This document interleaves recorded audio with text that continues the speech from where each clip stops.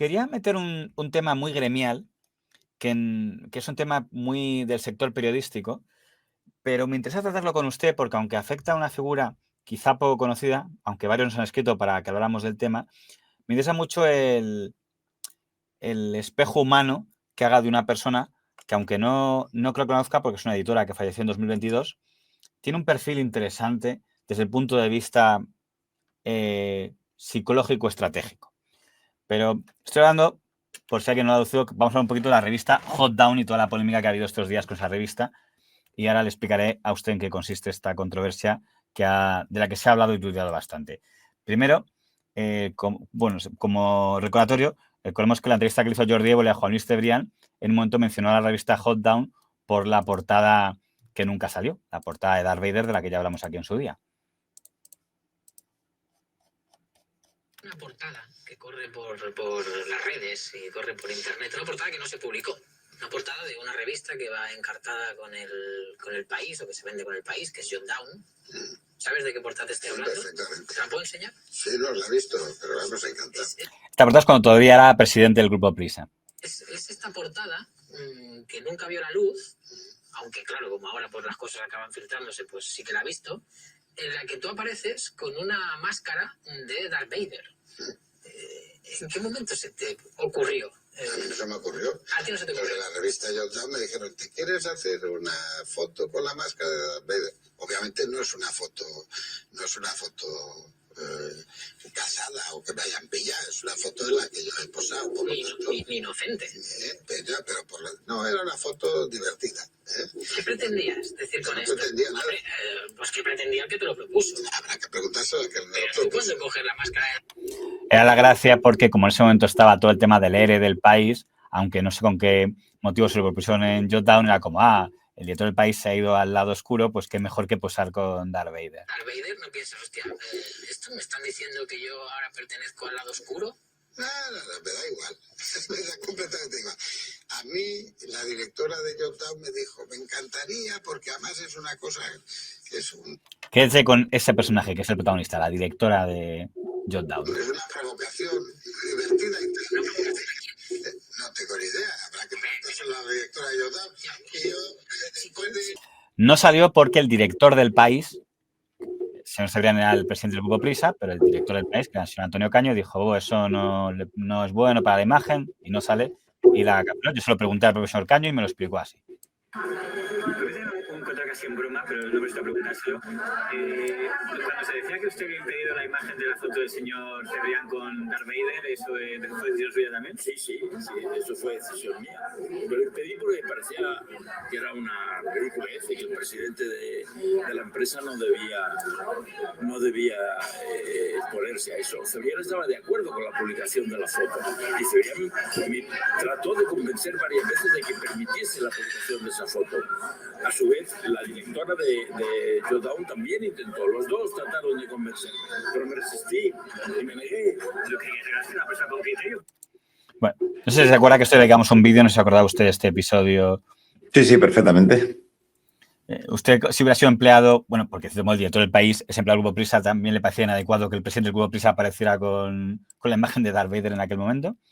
Tal vez en aquel momento pudiera ser demasiado, no sé si vanguardista, pero hoy en día no me extrañaría que fuera... Sí, yo creo que hoy, por ejemplo, hoy lo hubieran aceptado, fíjese lo que le digo. Hoy lo hubieran aceptado porque están como más sabidos o más deseosos de causar impacto de las formas más insospechadas. Digamos que entonces pensaron que no lo necesitaban tanto. A mí, personalmente, tampoco me parece mal. ¿Qué quiere que le diga? La revista Hot Down claro, yo la llamo Hot Down, supongo que lo correcto es Jot Down. La revista Jot Down fue fundada en el 2011. Inicialmente era una revista aparte, que también se publicaba en internet.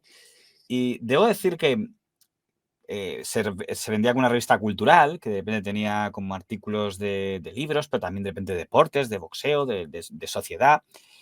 Y le confieso que yo no era especialmente entusiasta de este tipo de publicaciones, porque quizá me falta a nivel cultural. Yo soy muy de dame datos, dame cosas de politiquería o de economía o de tal. Pero a los que de verdad les gustan, digamos que yo soy el que va a comer al burger, pero a los que les gusta comer comida bien hecha, pues artículos con buena prosa, pues les gustaba mucho. Además, Hay una pelea sobre su línea editorial porque hay quien dice que era muy progresista, pero la gente que es muy de izquierdas los veía demasiado un poco como ciudadaneros. Yo les veía como una revista de los que escriben guay. Como, si yo escribo en Jot Down es que soy guay. Y yo, sobre todo, a quien más leía al señor Enrique González. Pero los fundadores de Jot Down eran estas personas. Tenemos al señor Ricardo Jonás, tenemos al señor Ángel L. Fernández, que está al frente de hoy y que hoy también es el mandamás del portal Menéame, y la protagonista de esta historia, que es la señora Mar de Marchis.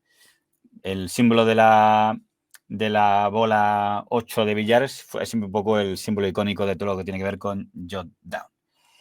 Y la historia de esta revista es interesante porque, según se cuenta, el origen de esta revista es de un foro de Internet. O sea, en estos tiempos de 2011, de la crisis económica, que están cerrando medios y tal, aparece gente que se conoce en foros de Internet. Y había un foro que yo no conocía que se llama el foro Aerópago. Esto es una recreación mental que yo me hago. Evidentemente el foro no era así, pero me divierte imaginármelo así. Bueno, en este foro que era de mayoría masculina, que había de repente aerolibros, aerocómics, aeromúsica, se hizo muy conocida Mar de Marchis porque no había muchas mujeres en este tipo de foros y ella sí, con lo cual se creó como una especie de grupo de fans de esa forera llamada Mar de Marchis y es ahí cuando dijo, ella usaba el nombre de Shizuka, era Shizuka, como la de Doraemon, creo que sí, pues ya Shizuka era el nombre que usaba, hola, soy Shizuka, y ahí se hizo amigo de este Imparsifal, es el nombre que tenía en Ángel L. Fernández en ese foro Aerópago, ahí se conocieron, dijeron vamos a montar Jot Down. Y hicieron Jot Down, ¿no? Por cierto, una maldad, pero que hay que entender la época. Es que es una cosa que hay que entender en la época que era Internet en ese momento. En ese momento la gente era muy osada en foros porque aún no había una cultura de cuidado con lo que compartes. Y voy a decir una cosa que yo me acuerdo. O sea, yo me acuerdo en 2012, o ha sido 2011, tenía que ser porque estaba ya Rajoy de presidente, que tomó una medida muy impopular, no sé si algo de recortes o algo, y yo me acuerdo, un grupo de periodistas y de comentaristas que puso en moda, hay que enseñarle el culo a Rajoy como protesta a esto. Y hubo gente y tertulianos de cierto renombre de aquella época que lo hicieron y veías sacando fotos de sus pompis. Yo me acuerdo una que era de tertuliana Ana Rosa, que había estado en Extremadura Televisión, creo que Gonzo también lo hizo, y la gente no le tenía pendiente sacar enseñando el culo en Twitter como rechazo a... Esto viene a cuento porque una cosa que se atribuía a la señora Mar de Marchis es que también era un poco picantona compartiendo cosas de porque eran unos tiempos en los que Internet, digamos, la gente era más atrevida en ese tipo de cosas, ¿no? Mire, es cierto que estoy hablando de la época donde yo creo que los foros además están más en boga. Yo fíjese que no lo conocía y era una época en la que yo, creo que se lo dije en su momento, era bastante activo en Verystation, por ejemplo, en el foro Verystation, hasta que lo compró Prisa y lo terminaron liquidando. Y lo que usted está diciendo es totalmente cierto, sobre todo porque no había tanta ley, ¿no? De alguna manera, o no estaba todo tan regularizado. La gente podía hacer un poco más lo que le diera la gana y no había tantas consecuencias. Incluso había una especie de no sé si llamarlo código de honor, pero no había una sensación de huella digital tan grande. Entonces, había veces, como usted está diciendo claramente, gente que publicaba sus partes privadas de forma pública, y yo le estoy hablando de gente anónima, gente que se escondía tras un nick y eso quedaba ahí, eso se respetaba, pero claro, por no decirlo de alguna manera, no se difundía más allá del foro. Lo que se publicaba en el foro quedaba en el foro y no había nada más. Claro, no había un Twitter activo como el de ahora, donde se aprovecha uno para informarse de todas las noticias o donde se hace... El concepto de viralidad, para que se haga usted una idea, no existía tal y como lo conocemos hoy en día. Y entonces la gente creo que se podía permitir y tomar ciertas licencias. Digamos que, bueno, para bien o para mal, era todo más libre. El caso es que no sé cómo la habilidad que tuvo la señora Mar de Marchis y su equipo es conseguir que hubiera una imagen de que escribir en Jot Down era como muy guay. Y mucha gente escribía en Jot Down. hubo gente desconocida que se hizo conocida gracias a escribir en la revista, pero también hubo gente que tenía cierto nombre. Hablamos de gente como Arcadio Espada, como el señor Jorge Bustos, por poner a gente, digamos, del sector diestra, o ellos supongo que dirían liberales, y también gente del sector progresista que escribía allí, la señora Maruja Torres, yo creo la figura más importante yo creo que fue el señor Enrique González, etcétera.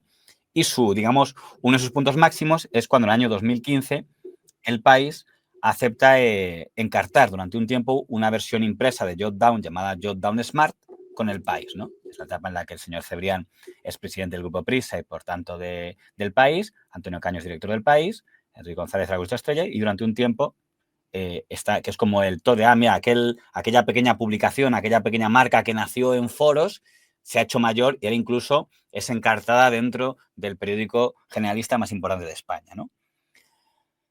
Y aquí también viene una parte interesante, que es que se comenzó a circular casi una leyenda en torno a las capacidades de seducción que tenía Mar de Marchis.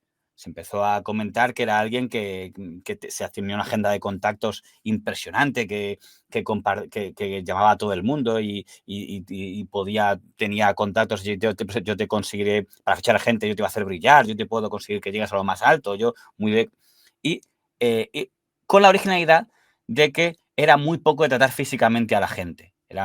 Estás todo pegada al WhatsApp, con lo cual aquí hago papel de tipo, mandaba mensajes, me encantó la portada de ayer, yo te haré brillar, ese es el momento perfecto, confía en mí. Era alguien que tenía como un gran poder de atraer gente a su alrededor y también muy de enterarse de cosas. Oye, te cuento lo que se rumorea en las altas esferas. Se atribuyó una leyenda como que conocía mucho de cosas que estaban pasando en el sector mediático, aunque no sabe cuánto era verdad o sabía, o simplemente estaba mirando cotilleos y rumores que a lo mejor luego no pasaban, ¿no?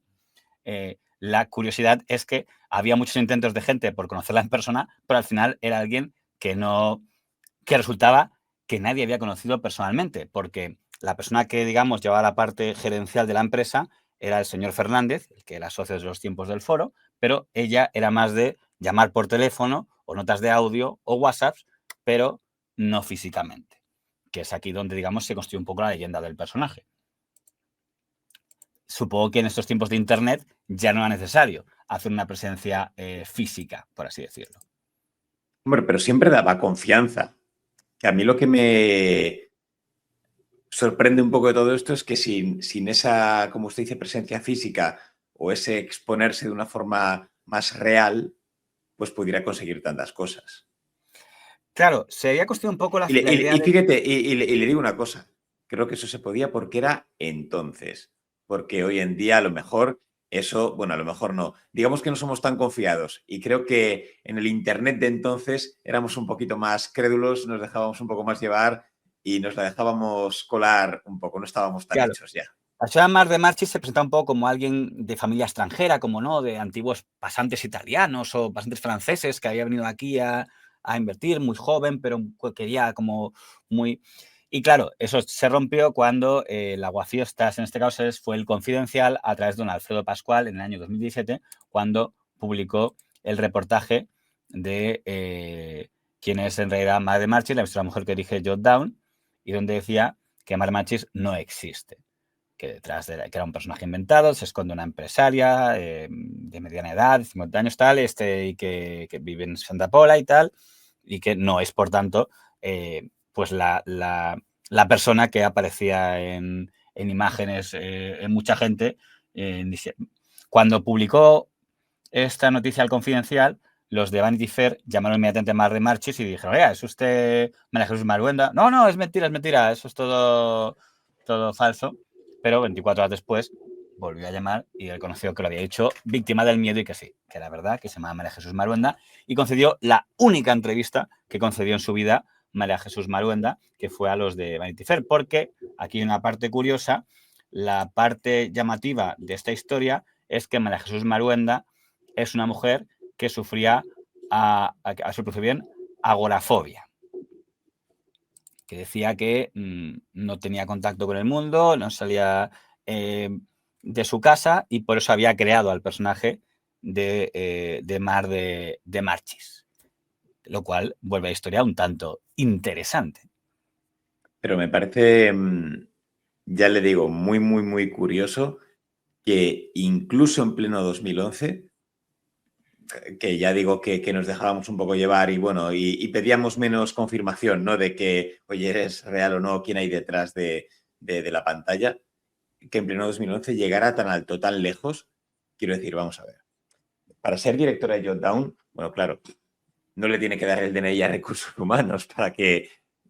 Claro, es que estoy intentando pensar en toda la parte burocrática que hay detrás, o si tenía algún documento de confidencialidad firmado con alguien, porque alguien tendría que saber quién es. Es decir, no Sí, podría tener sí. su De identidad hecho, oculta a todo el mundo. acuérdese que hemos dicho que en ese foro inicial que inició todo, había una persona que era su hombre de confianza, el que aún estoy al frente hoy del proyecto, y ese sí lo sabía, porque de hecho, en la entrevista, después de que se hiciera público, él concedió una entrevista ella conoció la única entrevista que concedió en su vida, que fue a Vanity Fair, y ahí contó una cosa muy interesante, aparte de detallar su enfermedad y todo el tema, que es que el señor Ángel Fernández, esa fue la entrevista que concedió, la única que concedió en su vida antes de fallecer, que fue el 21 de junio de 2007, yo fundé Jotdown para no volverme loca, sí, momento, tras la muerte de mi padre y mi divorcio, pasé años de depresión y padezco agorafobia, y en esa entrevista reconocía que ese señor que fue amigo toda su vida,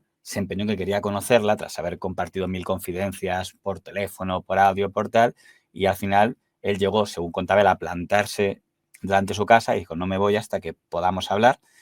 Y al final, como ya tenía el tema de la enfermedad, el pacto fue, vale, tápate los ojos y te dejo entrar. Por eso, esa entrevista de Vanity Fair también puso como condición que no se tomara ninguna fotografía. Bueno, en ese momento en 2008, no cuando fuera, pues se fue ese encuentro que me permito recrear así como lo imagino, del señor Ángel Fernández hablando con ella, con la condición de que se tapaba los ojos, y dice el señor Ángel L. Fernández que fue una conversación preciosa, entonces él es el que está al frente empresarialmente de la empresa. Me imagino que las gestiones las haría él, aunque figurara ella como directora, editora de la publicación. Sí, pero... Bueno, quiero decir que veo que hay una ética gigantesca y que hoy me cuesta imaginar, entiéndame lo que le digo, que creo que hoy en día sería más fácil que se revelara su identidad y, aunque también le voy a decir una cosa y que no se me malinterprete, pero tampoco creo que le interesa a un gran número de personas por entonces. Quiero decir porque ella, la señora María Jesús Maruenda, alias Mar de Marchis, murió en 2022. ¿Por qué ha saltado esto a la palestra? Porque esta semana, mejor dicho, a primeros de junio, salió a la venta este libro llamado La Bola, del señor Daniel Verdú, que también escribió en Jotdown, y supongo que juega un doble sentido de la bola, por la bola de billar, logotipo de la señora Mar de Marchis y de la revista, y la bola de que soltaba una bola, donde viene a explicar cómo se construye el personaje. En esta recreación que yo he hecho, habrán visto que sacaba una figura de anime como si fuera Mar de Marchis. Evidentemente, lo que Mar de Marchis usaba era una persona humana. Ahora, encima, sabemos, según cuenta en el libro, que era su peluquera, que no lo sabía. O sea, que tenía una peluquera la que le tomó la foto y es la que mandaba a todo el mundo. Y, según el relato que hace el señor Daniel Verdú, decía que parte de su éxito incluía en que tenía voz picantona y tenía esa forma de negociar con medio coqueteo y hablaba con muchos varones, pues digamos que ayudaba mucho la imagen a conseguir que se le abrieran puertas y conseguir que Jotdown o bien pudiera fichar a grandes firmas a las que luego a lo mejor no siempre pagaba, o llegar a ser una revista a la que querían interesarse por ella desde el mundo hasta el país. Voy a reiterar lo que le decía antes. El maldito 2011 o aquella década con ese internet empezando a funcionar y donde ahora es haz videollamada, mándame casi hasta tu partida de nacimiento. Antes te podía mandar una foto y tú, vale, me lo creo, es ella, ¿por qué no? Pero ahora nos hemos vuelto, y con razón, a las pruebas me remito, mucho más desconfiados. Como comentábamos al principio, esto solo podía haber ocurrido por entonces, sin duda. Verá usted que he puesto aquí la foto de Enrique González. Esto es porque mucha gente, aunque el libro lo ha escrito Daniel Verdú, le ha atribuido el libro al señor Rick González, que dicen que como que lo ha firmado a través de otro, pero dicen como, mira el señor de Verdoya, porque que eso es un insulto hacia mí. Digo, oiga, no es culpa mía, es lo que, igual que el libro de Cárdenas, muchos se lo han atribuido a Carlos Paz, es una cosa que pasa, que hace la gente es así de malvada, pero que se entiende que es un poco el promotor del libro. El libro ha generado mucho mal rollo y el señor Ángel L. Fernández, desde Jotdown, ha escrito todo un alegato contra el libro. Ángel L. Fernández deduzco, que es el que está al frente de Jotdown. Una vez sabe que el acuerdo con Prisa se rompió después de que se publicara su entidad, pero porque hubo un cambio de propiedad en Prisa, y a los nuevos dueños ya no les interesó, ya no estaban ni Cebrián ni Caño, pero sigue existiendo como revista independiente. Entonces, eso es lo que decía el señor Ángel L. Fernández, si tiene la bondad.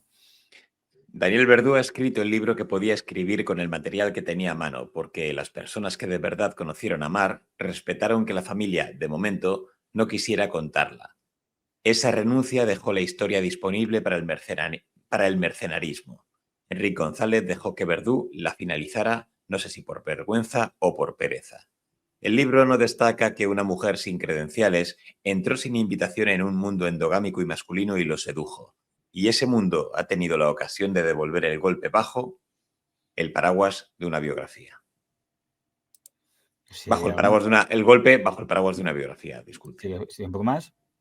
La maquinaria que de verdad movía una revista no caben en una narración cuyo centro es el misterio. Confunde el marketing con la revista. La mitad del tráfico de la revista no la daban las firmas famosas, sino las que el gran público no conocía. La revista tiene hoy más lectores que en la etapa del suplemento del País. Hacer literatura con lo que otros decidieron callar no es resolver un enigma, es ocupar un sitio vacío porque alguien tuvo la decencia de no llenarlo todavía. Yo me vendé los ojos una tarde para conocerla. Daniel Verdú mantuvo los suyos abiertos y, al final, no vio nada. Sí, un poco el resumen de lo que vine a decir. No sé qué hace la defensa del que sospecho que es ahora el director, o por lo menos ejerce como tal en Jotdown. Bueno, de alguna manera intenta... Vamos a ver. Creo que en parte se equivoca en un lado, quiero decir. Él lo que está intentando es defender el legado, ¿no? de la persona que de algún modo pues puso Jotdown donde lo puso, realmente. Pero creo que hace esa mención, o a mí me parece entender, a cómo sedujo a personas o cómo se encargó de conseguir ciertos acuerdos o ciertos contactos. Él hace esa mención que creo que no deja en muy buen lugar a María Jesús Marguenda en este caso. Quiero decir, yo creo que él le está intentando ensalzar y defender su figura, creo. Pero creo que no lo hace con todo el acierto que debería, sinceramente. Aquí hay un debate, más o menos los que están ahora en Jotdown vienen a decir que como quieren poner en valor, digo, ¿por qué no se pone en valor lo que ellos más quieren poner en valor, que es que la revista descubrió a gente? Que aparte sí vale, para fichar gente igual haría sus truquitos y sus mentiras y sus tal, pero esa es solo la parte de marketing, sí, para vender la revista, para fichar a la firma estrella de Enrique González o de alguien así. Pero eso significa que hubiera aquí 14 tipos contratados y a los que sí se pagaba acuerdo. Más o menos es lo mismo que creo, otro que se ha metido un poco en el ajo es el señor Pedro Torrijos, que era más o menos una misma línea, ¿no? Que decía... Ahora que no me lee nadie, como unos cuantos sabéis, yo empecé a escribir en Jotdown en 2012 y lo hice de forma ininterrumpida hasta 2019. Pero mi conexión con la revista fue bastante más allá de solo escribir. Daniel Verdú no tiene ni puñetera idea de quién era la persona que se hacía llamar Mar de Marchís, ni de lo que era, al menos en esa época, la redacción de Jotdown, ni de lejos ni a 100 galaxias de distancia. Que era un poco el gente que se ha molestado. Hay gente que, en cambio, era más crítico hacia ella. Por ejemplo, estos eran otros periodistas también del sector cultural. Sobre la extraordinaria historia de Jotdown, la fundadora de la revista no asumía un no por respuesta. Me encargó entrevistar a Keith Richards. Cuando expliqué las dificultades, se puso a dar la lata a Guy Mercader para hacerla ella misma. Nada consiguió. Se hace difícil comprender, le contestan, por qué se está intentando santificar a una persona con evidentes problemas con la realidad y a un puñado de jugadores de póker, ¿no es cierto? Más allá del hecho de que Daniel Verdú es un magnífico periodista, todo lo demás es... Fíjese que hemos visto antes algunos que criticaban al libro por ser demasiado duro como... Y en cambio aquí lo que creo entender es que están diciendo que el libro al revés es demasiado blando con ella. Lo que creo entender que están diciendo estas dos personas que por lo visto no tienen buen recuerdo del tiempo en el que trabajaron para aquella voz misteriosa. Pero vamos al último Aquí testimonio. siempre surge, ¿no le parece a usted el tema de las envidias? Cuando muere alguien, llamémoslo poderoso, aunque sea en un nicho muy pequeño, pero dentro de ese nicho, pues siempre surgen ya cuando muere la persona las voces que no se alzaban cuando vivía. Y esto lo hemos hablado mucho de aquella Encarna Sánchez en su momento, etcétera, etcétera. Y como digo, hablo de un nicho más pequeño y más reducido, ¿eh? Pero da que pensar. Eso luego me interesa porque lo ha escrito algo en esa línea Julio Tobar, pero antes de eso, el testimonio que más me ha impactado sobre esta historia, y el más largo, pero creo que aquí viene la parte que he hecho inicialmente, cuando le decía que me interesaba ver qué radiografía hacía la persona. Quiero que preste atención a este dato, es un poco largo, que ha escrito el señor don Javier Bilbao en internet, que es alguien que estuvo, según dijo, en el grupo inicial de aquel blog de Aerotal y luego en la revista, y es un poco pequeño. ¿Lo distingues de aquí la letra? Sí, no hay problema. Pues es Mar, interesante ver lo que cuenta. Mar Shizuka, aparte de enviarme regalos raros a mi oficina que me causaban cierta incomodidad, terminó proponiéndome algo que me generó una enorme desconfianza. Lo que quería era, ni más ni menos, que me masturbara viendo sus fotos y en el momento en el que tuviera el rabo más tieso que una escoba, le sacara una foto y se la enviara. Era servidor, por entonces, un lector entusiasta de psicología evolucionista, Pinker, Trivers, Bass, Dawkins, convencido de la diferencia biológica en el comportamiento de hombres y mujeres, y eso me hizo saltar todas las alarmas. Si a una chica le gustas en internet, te pedirá fotos de tu cara. Sin duda también de ti con tus amigos para ver con quién te relacionas, pero jamás de tu minga morcillona. El cerebro femenino no funciona así. Entonces, si alguien te hace tal petición, puedes dar por hecho que es un homosexual haciéndose pasar por una joven picantona, o bien una mujer que lo que realmente quiere es conseguir información íntima para chantajearte. Para chantajearte después. Kit Kat, coincido al 100% en todo lo que ha dicho. En las dos opciones, no se me ocurre otra. Continúo. Lo primero podía darlo casi por descartado dada la voz tan inequívocamente femenina que mostraba al teléfono, pese a la insistencia por parte de medio foro de que aquellas fotos insinuantes no eran de ella y en realidad se trataba un taxista con bigote de Alicante. De manera que eso me llevaba a la segunda opción. Estaba ante una hija de puta psicópata que fingía interés sexual para luego chantajearme usando ese material tan íntimo. Luego he pensado que si bien yo no caí en la trampa, puede que otros sí lo hicieran. Quizá Mar tuviera un catálogo de pililas eniestas de periodistas y mandarines del grupo Prisa. Desde Cebrián a Caño, de ahí la sospechosa tendencia de todos ellos a ceder a sus caprichos. ¿Qué sabe nadie?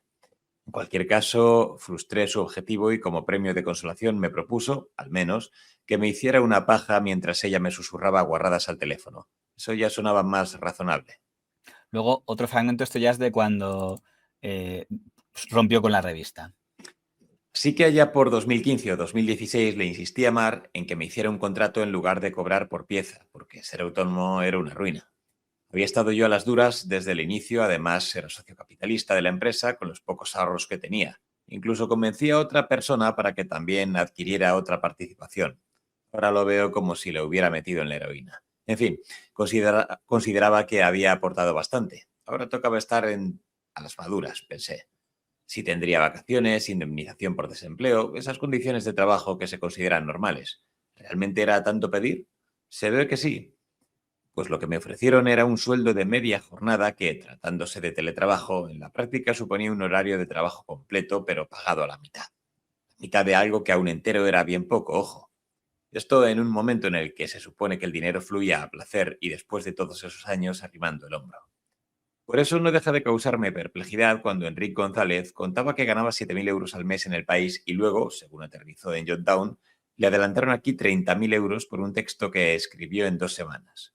Lo conocí una vez en persona y pareció un buen tipo, le deseo lo mejor, pero el cabrón parece que tenía el dinero por castigo, mientras los demás debíamos andar recogiendo cáscaras de pipas. En fin, con toda la pasta que Mar se ahorró en nóminas, esperemos que le pusieran una lápida bien hermosa. Yo creo que esto no hace falta, este último ya es más de... Aquí ya critica más la deriva woke que tenía. Bueno, es un poco a lo mejor el principio, sí. Imagino que, como por entonces ella ya se rodeaba de gente poderosa deprisa, debía verme como un matao que iba a darle la lata cuando estaba a cosas más importantes. Y desde luego se la di bastantes con el tema del sueldo, insistiéndole de todas las formas que se me ocurrieron. Diría que ahí empecé a caerle mal, se le hice bola a la bola, porque encima no paraba de leerla en Twitter sobre lo muy de izquierdas que era. Mi izquierdismo, eso sí, no interesado en las condiciones materiales de la clase trabajadora, que, dado su talante clasista y viejo, le importaba un pimiento, sino en causas progresistas de identidades minoritarias, cuestiones culturales y simbólicas, lo LGTB y el feminismo fundamentalmente. Todas las gilipolleces de campus estadounidense que luego pasarían a llamarse woke. De eso hubo mucho, a Mar le encantaba porque le proporcionaba superioridad moral, púlpito donde siempre vivió instalada desde su cuenta corporativa de Twitter. Bueno, ya estaba muy interesado en hablar de viene a decir que al final cuando se rompió la relación con El País fue porque llegó Sara Gallego y escogió otra revista que era Icon como la referencia y ya quitó a Joe Down y ya se murió en 2022 y viene a decir, acaba diciendo que le da asco el periodismo. Así que el final, pero esto ya es la historia de Javier Bilbao que tampoco nos interesa aquí, diciendo que... En cierto momento opté por dar un cambio profesional drástico y aunque siga escribiendo por entretenimiento aquí y allá, no tener ya casi nada que ver con el periodismo y los medios, donde he encontrado siempre un fariseísmo, oportunismo y hipocresía asombrosos. Entiendo que en parte fruto de la precariedad atroz del sector, páramo donde solo arraigan los mayores jetas.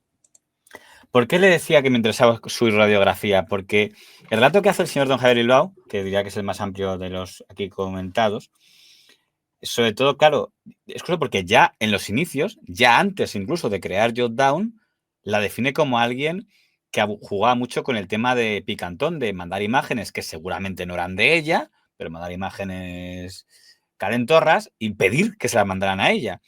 Y luego que, pues, a la hora de cumplir las obligaciones laborales, al menos aunque diga el señor Fernández que mucha gente está contenta, parece que otros, como el señor Javier Bilbao, no estaban tan contentos. Una persona a la que claramente no le gustaba el contacto con el mundo. Es curioso el perfil que se puede construir dentro de... Solo conocemos lo que cuentan de ella, no podemos hacer otra cosa. Engañar en Internet o hacerte pasar por otra persona cada día es más complicado. Cada día estamos más seleccionados y cada día, digamos que somos todos más perros viejos. Cada vez es más difícil engañar a alguien haciéndote pasar por otra persona. Pero incluso siendo más difícil, a día de hoy se sigue haciendo. Repito, retrotraigámonos a más de 15 años atrás, o 15 años atrás exactamente. Como digo, todos más verdes, todos más inmaduros con esto de Internet. Fíjese que se comenta en varios momentos y lo que se elogia sobre todo es ese poder de seducción que tenía en este caso la señora María Jesús Marhuenda. El poder de seducción. Para mí es una forma eufemística de, bueno, intentar ocultar otras capacidades o la capacidad de chantajear, por decirlo de alguna manera. Lo que está diciendo el señor Bilbao creo que tiene toda la razón. Hay dos opciones en ese caso. Creo que en una mujer, en estos casos, señor Lammata, así funciona ahora y así funcionaba entonces. No se tiene que arrastrar si quiere una foto del miembro de un hombre. Quiero decir, encuentra fácilmente y nosotros también podríamos encontrarlo, pero que una persona, entiéndame, que una persona en un chat, en una red social, se lo mande.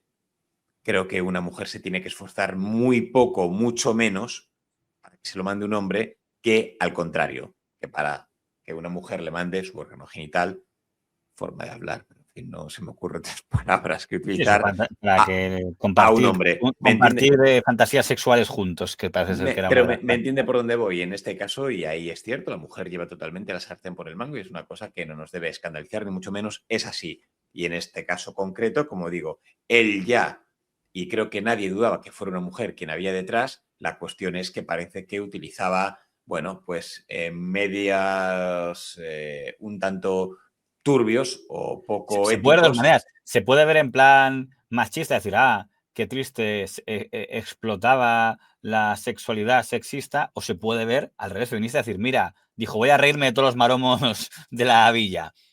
Haciéndoles creer... Pero fíjese, pero si es que también, vamos a ver, que podría haber sido también, hoy en día podría haber sido perfectamente un hombre con un software de inteligencia artificial, para que se haga una idea. Es decir, esto se podría hoy a lo mejor reproducir de otra manera, con un hombre con un software de inteligencia artificial muy potente, muy caro. Necesitaría modular la voz, porque gran parte de su éxito no era solo por las imágenes, era por las imágenes que no era ella, pero por la voz que sí era ella. Inteligencia artificial, señor Lamata. Si es que ¿Sabe no, que ha no tiene habido más. una batalla entre periódicos porque los del Mundo no pudieron evitar la tentación y se marcaron este sábado este artículo del señor Antonio Lucas, que diría que tenía un poquito de mala uva? María Jesús Marhuenda, en su escalada delirante, todo el mérito para ella sin duda, burló a los directivos del país después de intentar enredar a los de otras cabeceras, sin ir más lejos, El Mundo. Cebrián le hizo sitio en Prisa y todos a una perdieron la toma de tierra. El acuerdo entre periódico y revista fue empresarialmente malo. Fue entonces cuando sonó eso del New Yorker español. El humor es el humor. Que se decía que el Jotdown quería ser el New Yorker español, pero parecería que ha dicho, a nosotros intentó colarlas, pero a nosotros no como los del país que sí cayeron, porque es verdad que el dato de que al Mundo se lo habían ofrecido no se sabía, pero el Mundo no ha quedado por la ocasión para, a través del señor Antonio Lucas, dejarlo caer. Es cierto que el director del Mundo en aquella época, el señor David Jiménez, ya no está en el Mundo, pero él está en Twitter y quiso mandar un mensaje es que dijo esto en ese momento, el señor David Jiménez. Yo dirigía el periódico cuando Mar nos ofreció Jotdown Spain, aunque tenía cerrado un acuerdo verbal con el país. Me gustaba la revista, pero los números no salían. Cebrián se tiró a la piscina. Spoiler, no había agua. Eso generó dos respuestas. Una de Jotdown y otra del director del país en aquella época, que era el señor Antonio Caño. Jotdown dice... Pero qué tonterías tenemos que leer, David. Cuando quieras te enviamos los resultados económicos del partnership. Smart no solo era muy rentable, sino que cada vez que salían se vendían 35.000 periódicos más. Por favor, al menos tú sé un poco serio. Y el señor Antonio Caño... Con todo el respeto, David, por lo que respecta al país, no sabes de lo que hablas. Mejor limítate a hablar de lo tuyo, por favor. Yo solo puedo decir que hasta el señor David Jiménez básicamente tenía la medalla de decir yo eché a Sostres del Mundo, ahora puede decir yo eché a Sostres del Mundo y le cerré la puerta a Mar de Marchís. Serían, digamos, las dos medallas que puede ponerse en su brevísimo mandato de un año.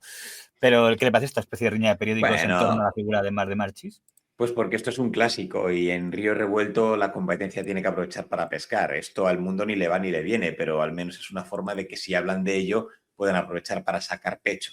Quiero decir, sobre algo que creo que deja en mal lugar a El País, o como consiguieron que una persona anónima pudiera mangonear hasta las más altas esferas del Dicen país. que compartían cotilleos, ¿no? En WhatsApp y tal. Y que...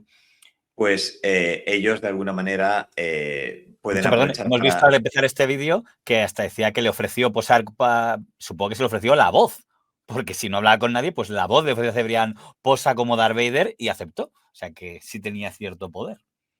Totalmente. Y la cuestión es que, como digo, siempre puede aprovechar para echar un poco de basura contra el país y aprovechar en paralelo también para acrecentar la figura del Mundo. En este caso, como nosotros no caímos en ello, somos más serios, esto a nosotros no nos habría pasado. El último artículo sobre este tema es el que ha escrito el señor Julio Tobar esta mañana, donde más o menos venía a decir que le parecía una traición los que considera que están detrás del libro, que son los ex trabajadores de Jotdown a los que atribuye haber sido ideólogos del libro, y decía esto sobre ellos. Los brutos que han asesinado en papel a Mar de Marchís son tan cobardes que pretenden ocultarse.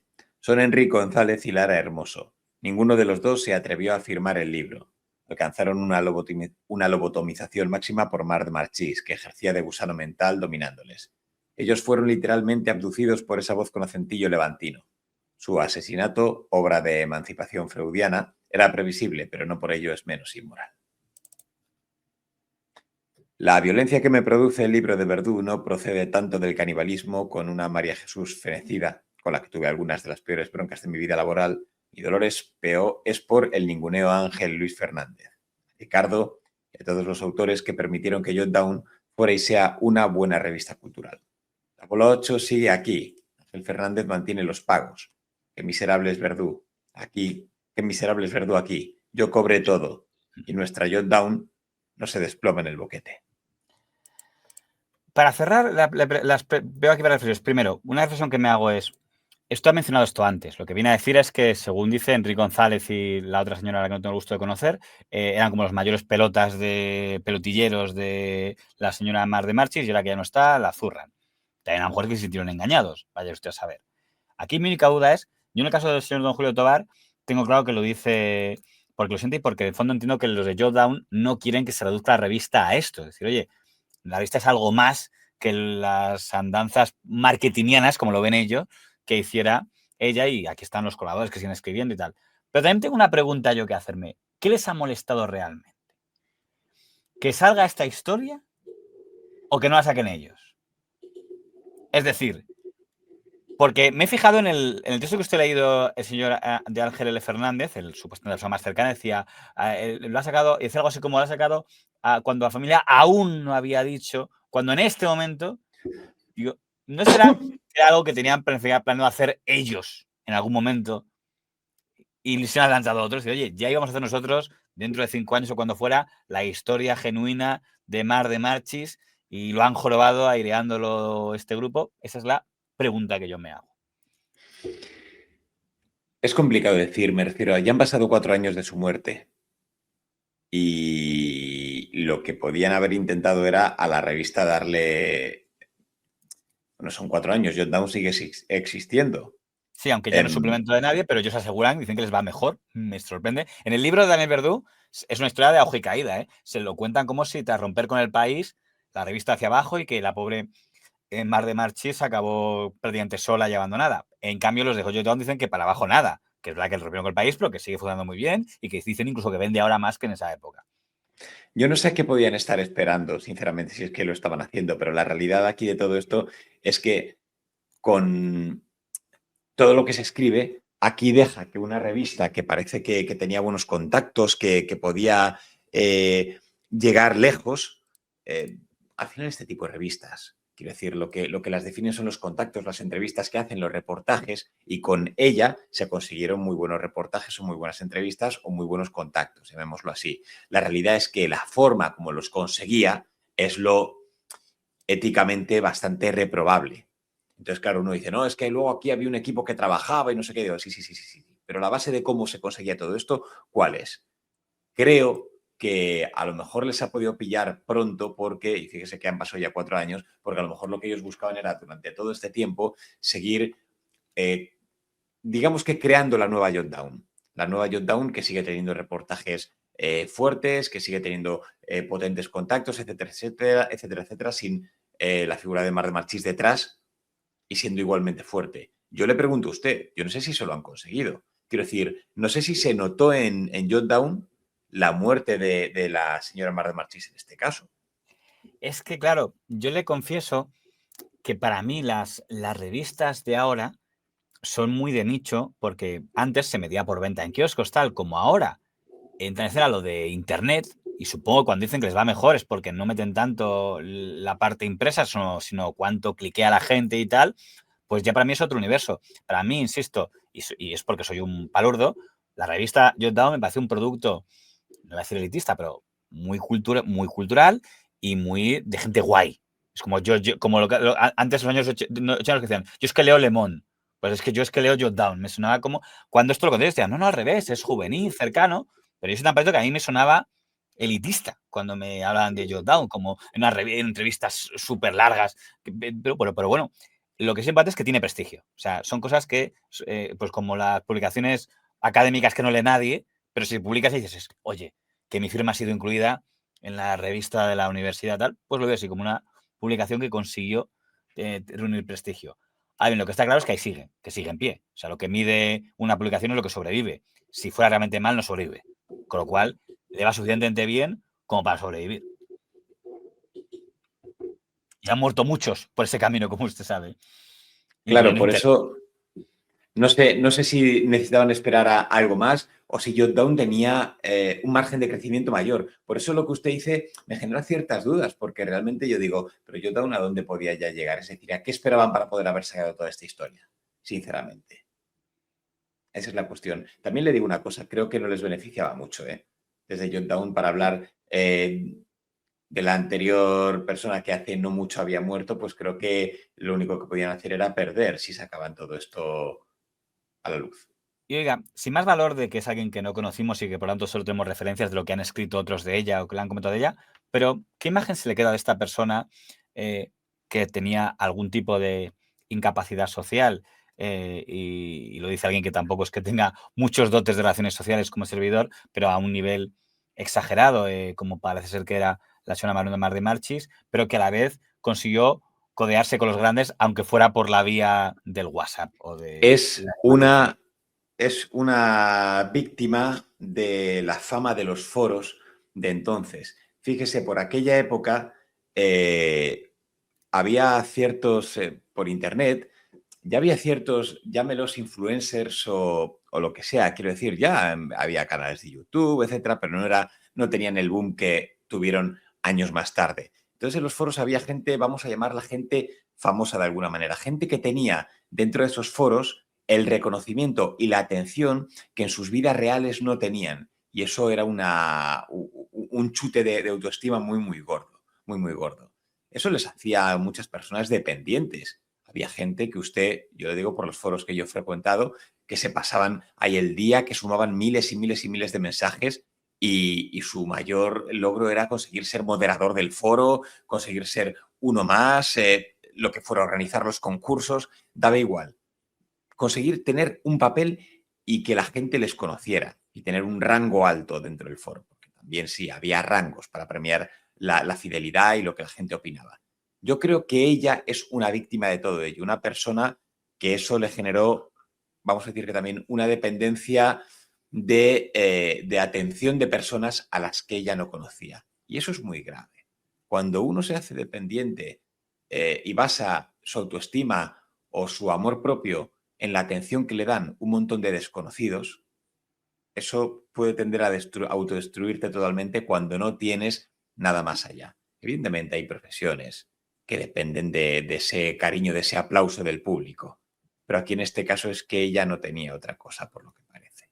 Y ese es el problema, que se apoyaba única y exclusivamente en eso.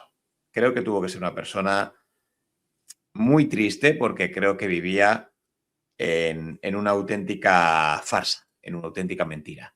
Y la prueba de que vivía en una auténtica mentira, es que nunca pudo exponerse tal y como era. Ni más ni menos.